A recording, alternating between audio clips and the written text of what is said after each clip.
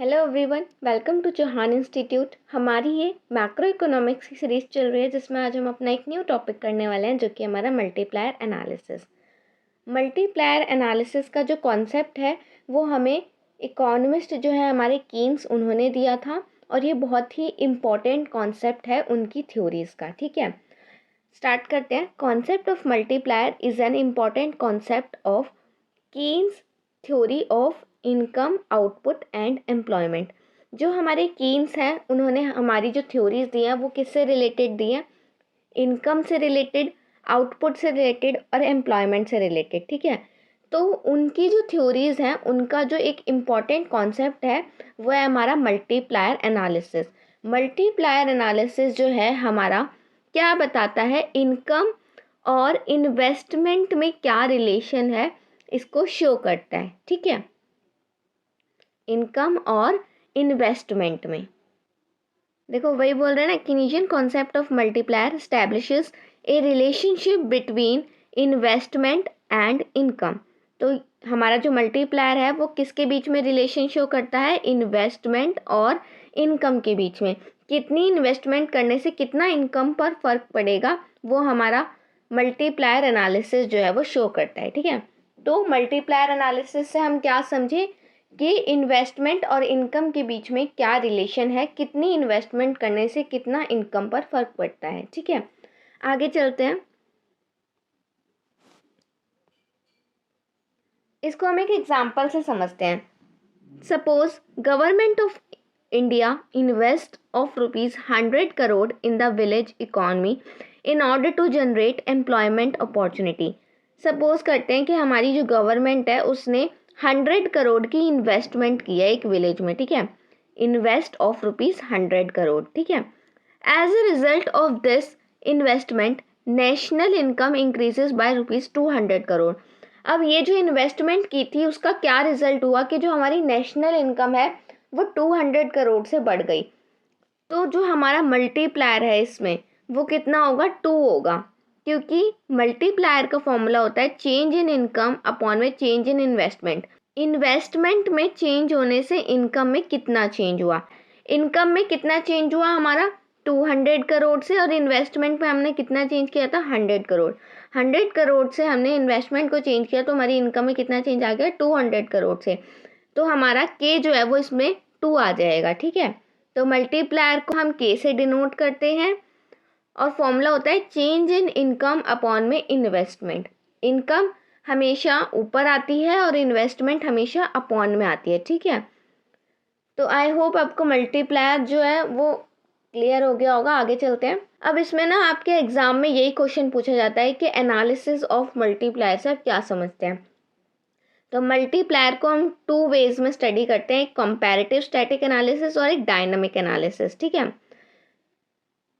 या फिर आप कह सकते हैं कि मल्टीप्लायर के 2 पार्ट हैं, कंपैरेटिव स्टैटिक एनालिसिस और डायनामिक एनालिसिस। अब हम 1 बाय 1 इनको स्टडी करेंगे। सबसे पहले हम जानते हैं कि कंपैरेटिव स्टैटिक एनालिसिस क्या होता है। कंपैरेटिव स्टैटिक एनालिसिस होता है जो हमें ये बताता है कि फाइनल चेंज कितना होगा इनकम में as a result of change in investment. मतलब वही नॉर्मल जो हमारा मल्टीप्लायर का कॉन्सेप्ट था कि इन्वेस्टमेंट में चेंज करने से फाइनल जो हमारी इनकम आएगी उसमें कितना चेंज होगा।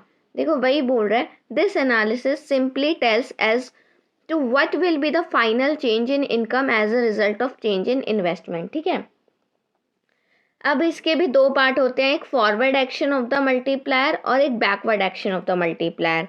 तो अब हम देखते हैं कि हमारा फॉरवर्ड एक्शन और बैकवर्ड एक्शन क्या होता है। Forward action of the multiplier, forward action और working of multiplier indicate that as a result of increase in initial investment there is several time more increase in income. हमें पता है investment में increase करने से हमारा इनकम में बहुत ज़्यादा चेंज आ जाता है। मतलब कि अगर हम 100 से जो है इन्वेस्टमेंट बढ़ाते हैं तो हो सकता है हमारी इनकम जो है वो 300 हो जाए, मतलब 3 टाइम्स हो जाए। ठीक है, तो ये तो हमें पता है कि कई गुना ज़्यादा चेंज आ जाता है। Supposing investment increases by ₹100 crore. Suppose करते हैं कि हमारी इन्वेस्टमेंट ₹100 करोड़ से बढ़ रही है और हमारा मल्टीप्लायर जो है वो 2 है, तो इस केस में हमारी इनकम कितनी हो जाएगी? 200 करोड़। इसी को हम कहते हैं forward action of the multiplier.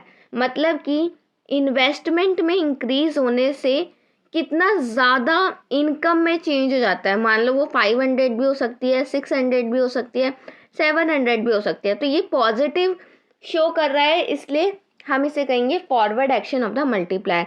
लेकिन जब हम कहते हैं कि इन्वेस्टमेंट में डिक्रीज करने से, इन्वेस्टमेंट को डिक्रीज करने से अब इनकम भी तो डिक्रीज हो जाएगी कई गुना ज़्यादा, उसको हम कहेंगे बैकवर्ड एक्शन प्लान।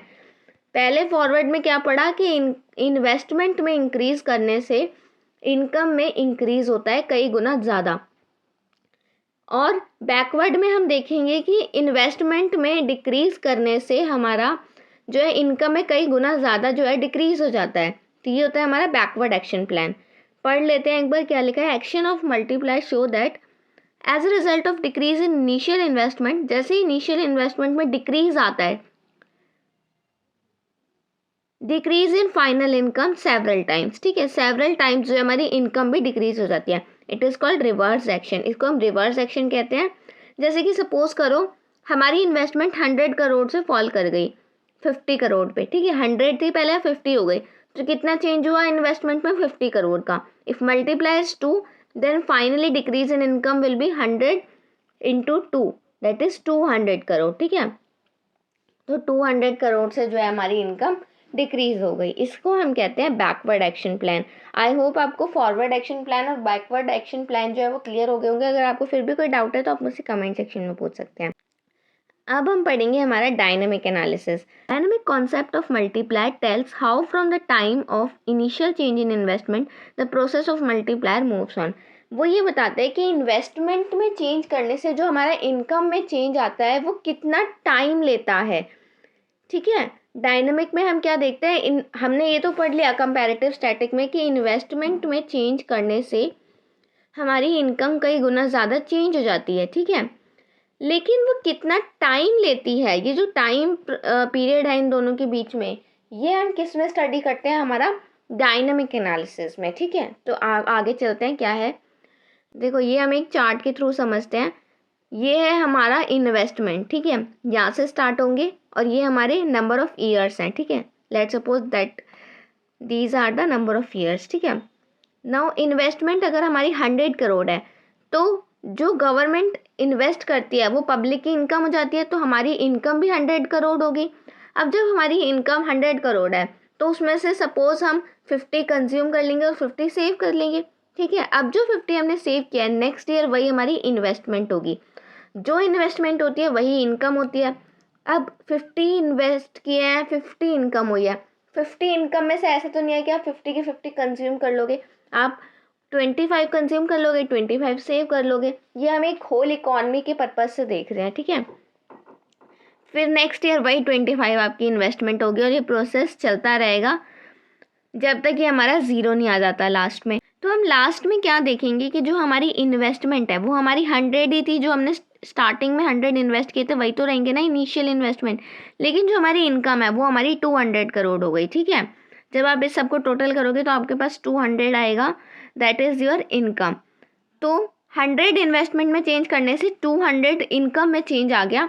यही है हमारा डायनामिक कॉन्सेप्ट या डायनेमिक एनालिसिस।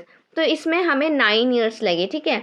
ये time period according two months भी हो सकता है, डेज भी हो सकता है, तो जो भी आप कंसिडर करके चलेंगे, हमने इसको ईयर कंसिडर किया था तो हमें 9 ईयर्स लगेंगे, वो हमारा टाइम पीरियड होगा इन्वेस्टमेंट के चेंज करने से इनकम में कितना चेंज हुआ, ठीक है।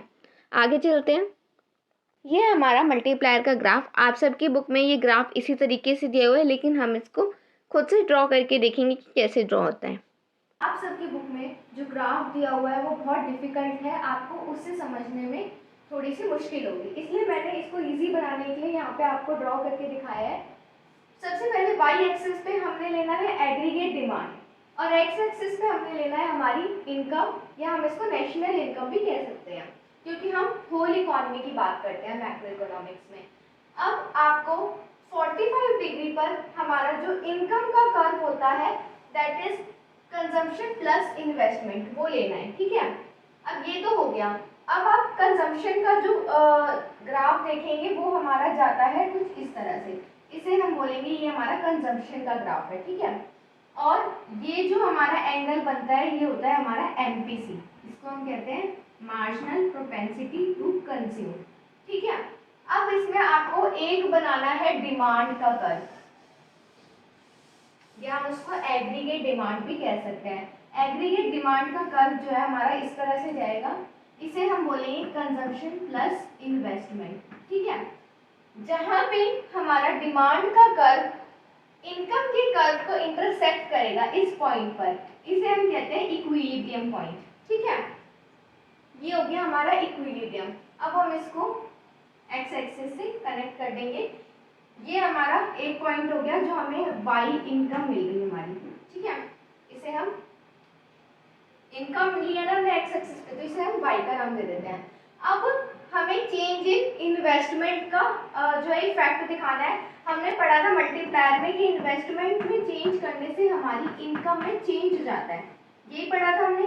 तो अब हम यहाँ पे इन्वेस्टमेंट में चेंज करके दिखाएंगे कि इनकम में कितना चेंज आएगा। अब एक तो हमने डिमांड का कर्व ये बना दिया, उसके बाद यहाँ पे हमने दूसरा डिमांड का कर्व बनाना है जिसको हम नाम दे देंगे C प्लस आई डैश। ठीक है, अब ये जहाँ पे वाई एक्सिस को इंटरसेक्ट करता है, इसको भी आप एक्स एक्सिस पे कनेक्ट करेंगे और इसको हम नाम देंगे वाई डैश। तो ये देखो, यहाँ से लेकर यहाँ तक हमारा क्या चेंज हुआ है, इन्वेस्टमेंट में चेंज हुआ है, और यहाँ से लेकर यहाँ तक जो हमारा चेंज हुआ है वो किस में चेंज हुआ है, इनकम में। यानी कि इन्वेस्टमेंट में इतना चेंज करने से हमारी इनकम में इतना चेंज आ गया। अब देखो, इन्वेस्टमेंट में हमने कम चेंज किया है और इनकम में हमारा जो है ज़्यादा चेंज आ गया। तो यही क्या शो करता है, हमारा मल्टीप्लायर एनालिसिस का जो है ग्राफ, यही शो करता है कि हमारा इन्वेस्टमेंट में चेंज करने से इनकम में कई गुना ज़्यादा जो है चेंज आ जाता है। आई होप आपको मल्टीप्लायर एनालिसिस का ग्राफ क्लियर हो गया होगा। अगर आपको फिर भी कोई डाउट है तो आप मुझसे कमेंट सेक्शन में पूछ सकते हैं। Now features of multiplier. पहला फीचर है हमारा एग्रीगेट डिमांड कॉजेज मल्टीप्लायर। जब हम डिमांड करते हैं तो इंडस्ट्रीज इन्वेस्ट करती हैं, गवर्नमेंट इन्वेस्ट करती है और उससे हमारा इनकम में चेंज आता है। और जब इन्वेस्टमेंट में चेंज आने से इनकम में चेंज आ जाए, वही हमारा मल्टीप्लायर होता है। तो एग्रीगेट डिमांड से हम कहाँ पे पहुँचे, मल्टीप्लायर पर। वर्क्स इन बोथ डायरेक्शन, हमने देखा ये दोनों डायरेक्शन में काम करता है, फॉरवर्ड भी और बैकवर्ड भी। Inverse relation between MPS and multiplier, MPS और मल्टीप्लायर में इनवर्स रिलेशन होता है। के इज इक्वल टू में हमारा 1/एमपीएस, ये एक फॉर्मूला होता है। तो हम देख रहे हैं कि जो एमपीएस है और जो हमारा मल्टीप्लायर है उन दोनों में इनवर्स रिलेशन है। ठीक है, नाउ लिमिटेशंस क्या है हमारी मल्टीप्लायर। पहली लिमिटेशन है हमारी अवेलेबिलिटी ऑफ कंज्यूमर गुड्स। ठीक है, कंज्यूमर गुड्स की बहुत ज़्यादा अवेलेबिलिटी है, तो इन्वेस्टमेंट करने में हमें ये दिक्कत आ सकती है कि हम किस नए प्रोजेक्ट में जो है अपना इन्वेस्ट करें। नेक्स्ट है हमारा मल्टीप्लायर पीरियड। अगर लॉन्ग पीरियड में हम इनकम को जो है रिकवर कर पा रहे हैं अपनी इन्वेस्टमेंट से, तो वो हमारी एक लिमिटेशन हो जाती है मल्टीप्लायर की। Only exist in case of under employment situation, और मल्टीप्लायर कब एग्जिस्ट कर सकता है, जब हमारी इकॉनमी अंडर एम्प्लॉयमेंट है। ठीक है, तभी तो हम इन्वेस्टमेंट कर सकते हैं, नए प्रोजेक्ट ला सकते हैं। अगर हमारी इकॉनमी फुल एम्प्लॉयमेंट है तो जो नया इन्वेस्टमेंट है, हमारा नया प्रोजेक्ट है, उसमें काम करने के लिए तो एम्प्लॉयज़ ही नहीं मिलेंगे। फिर हम इसमें क्लोज्ड इकॉनमी को एज्यूम करके चलते हैं कि हमारी जो इकॉनमी है वो क्लोज्ड होती है, जबकि एक लिमिटेशन है। क्या कोई इकॉनमी क्लोज्ड हो सकती है? एक्सपोर्ट इम्पोर्ट तो बहुत नेसेसरी है। The next one is industrialised economy. Industrialised economy है, हम इसको भी एज्यूम करके चलते हैं। ठीक है, now leakages of multiplier. Leakages क्या होते हैं? जो हमारी इनकम को डिक्लाइन करते हैं उन्हें हम कहते हैं लीकेजेस। तो अब हमारी इनकम क्यों क्यों डिक्लाइन होती है कि हम आइडल सेविंग कर देते हैं, मतलब बहुत ज़्यादा सेविंग करते हैं, तो हम इन्वेस्टमेंट नहीं कर रहे इसका मतलब, और हमारी जो इनकम है वो नहीं आ पा रही, डिक्लाइन हो रही है। Next, purchase of shares and securities. अगर हम शेयर और सिक्योरिटी खरीद लेते हैं तो भी हमारी इनकम में डिक्लाइन आएगा, क्योंकि अब हम इन्वेस्टमेंट नहीं कर रहे हैं नए प्रोजेक्ट में। नेक्स्ट है इम्पोर्ट। अगर हम इम्पोर्ट करेंगे तो हमारा पैसा दूसरी कंट्री में चला जाएगा और हम अपने नए प्रोजेक्ट में इन्वेस्टमेंट नहीं कर पाएंगे, जिससे हमारी इनकम डिक्लाइन होगी। और पेइंग ऑफ ओल्ड डेट्स। अगर हमने ओल्ड डेट्स पे करे हैं तो भी हम इन्वेस्टमेंट नहीं कर पाएंगे और इनकम में चेंज नहीं ला पाएंगे, जिसकी वजह से हमारी इनकम डिक्लाइन चली जाएगी। Now importance of multiplier. Importance क्या है हमारी मल्टीप्लायर की? पहला है इम्पॉर्टेंस ऑफ इन्वेस्टमेंट। ये हमें शो करता है कि हमारी इन्वेस्टमेंट कितनी इंपॉर्टेंट है। ठीक है, इन्वेस्टमेंट करते हैं तभी इनकम जनरेट होती है एक इकॉनमी में। Business trade cycle. Business trade cycle में भी हमारा मल्टीप्लायर बहुत हेल्प करता है। अगर हमारा बूम पीरियड है, ठीक है, तो हम इन्वेस्टमेंट डिक्रीज कर देंगे, और अगर हमारा डिप्रेशन पीरियड है तो हम इन्वेस्टमेंट को इंक्रीज कर देंगे ताकि हमारी इकॉनमी स्टेबल हो जाए। नाउ फुल एम्प्लॉयमेंट, अगर हम अंडर एम्प्लॉयमेंट वाली सिचुएशन में है तो मल्टीप्लायर हमारा फुल एम्प्लॉयमेंट को अचीव करने में हेल्प करता है। तो इसी के साथ हमारा मल्टीप्लायर टॉपिक जो है वो कंप्लीट हो चुका है। अगर आपको मल्टीप्लायर एनालिसिस में फिर भी कोई डाउट है तो आप मुझसे कमेंट में पूछ सकते हैं। चैनल को सब्सक्राइब नहीं किया है तो जल्दी सब्सक्राइब कर दो। Thank you.